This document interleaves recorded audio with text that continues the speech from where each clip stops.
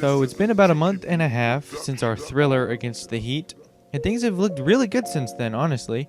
We went 12-7 in February, and that has our record at 29-20, which is honestly much better than I expected us to be at this point. The key to that was the last month for us, where we had a lot of good wins. We beat the Bucks, Nuggets, Rockets, Nets, Suns, Clippers, and Raptors twice. We did lose to teams like the Bulls, Magic, and Wizards, though. Also, side note, I did trade Russell Westbrook for John Wall in a top 10 protected 2023 first like they did in real life, so just FYI. But our team is looking really good at this point, and a big reason for that is Bogdan's improvement.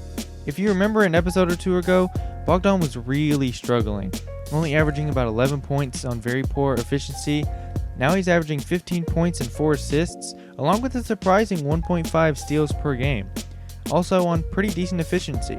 46, 37, 77 splits is something I'll take from him, considering he's like a third option. One of his better games was this win against the Bucks, where he scored 27 in a 2-point win. He was also really good against the Suns, scoring 22 on 9 for 10 shooting and getting 5 steals. I'm assuming he was the primary defender on Booker because that's just how 2K rolls. He hasn't been perfect. He's had his games where he's not that good, and I guess that's just what we're getting with Bogdan at this point. But he's much better than he was before, and that's something I'm very glad about. No one else has really changed all that much. John Collins is shooting like 34% from 3 now, so hopefully that can keep going up even more. And other than that, everybody else is pretty much exactly the same, for better or for worse. But since there isn't a ton going on with our team, how about we take a look at the standings and some other teams? The East is pretty much as you'd expect it to be, except there are a few teams at the bottom that are surprising, as usual with 2K. The top features the Bucks, who you'd expect. They actually signed Isaiah Thomas, who has actually been pretty good for them, shooting 39% from 3, giving them 11 points off the bench. I'm sure he's a liability on defense, but it's also 2K, so I'm sure it hasn't been that bad for them. Then there's the Celtics, who are exactly the same as real life, so that's cool. Same with Brooklyn, except they're starting Jeff Green at power forward, and Spencer Dinwiddie is their third leading scorer. The most interesting team down the line so far is the 76ers, who instead of sliding Thibault into the starting lineup, they just decided they'd start Dwight Howard at the 4th spot. So you have Ben Simmons, Dwight Howard, and Joel Embiid playing a lot of minutes together. I'm surprised they're even the 6th seed. Below them are the Magic and Heat, who, believe it or not, are below 500. How the Magic have a better record than the Heat, I'm not sure. I'm also not sure how the Heat are 23-25 currently with the team they've got. They traded for Davis Bertans and Malik Beasley, so this is a seriously expensive team. Since Bertans and Beasley are recent acquisitions though, I'll assume the record will be better, but maybe Iguodala starting is the problem, Miami. Then there's all the bottom teams, the only surprising one being Indiana at 15-34. They have some interesting trade pieces. Side note, the Pistons have only won 8 games. I'm so sorry for your loss, Cade Cunningham. But as far as the West goes, the Lakers are the 1st seed, followed by the Clippers. Then, believe it or not, the Phoenix Suns, led by Chris Paul and Devin Booker, who is averaging 29 points per game. They also traded something for Rudy Gay, and also traded Javon Carter for Jamal Crawford. Don't ask why. Fun fact, Devin Booker is on the trade block, because why wouldn't he be when they're the 3rd seed? The Pelicans are the 4th seed, followed by the Warriors at 5. One interesting thing about the Warriors is the emergence of Andrew Wiggins.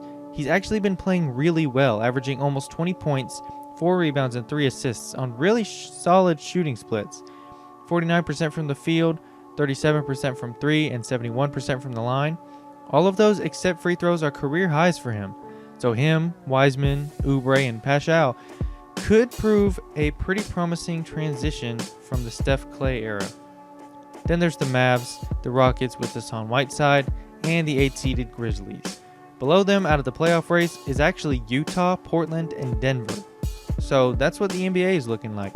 Not a whole lot of roster shakeup yet, but the trade deadline is still a couple weeks away. We'll take a look at the league leaders and then we can go.